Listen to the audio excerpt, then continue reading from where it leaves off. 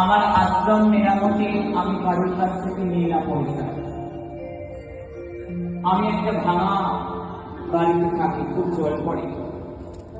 অনেক অ্যাডমিনরা টাকা তুলে দিয়েছে, মানুষ তো আমার জন্য সোনার বাড়ি করে দিতে চায়, কিন্তু আমি ফেরত করে দিয়েছি।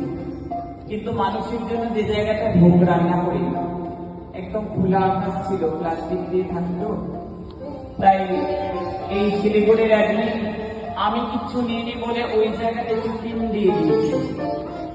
তাই ও যে টিনটুকু দিয়েছে, এটাও আমার কাছে অনেক। আমি আমার ঘর দৌড় আশ্রমের কোথাও নিইনি।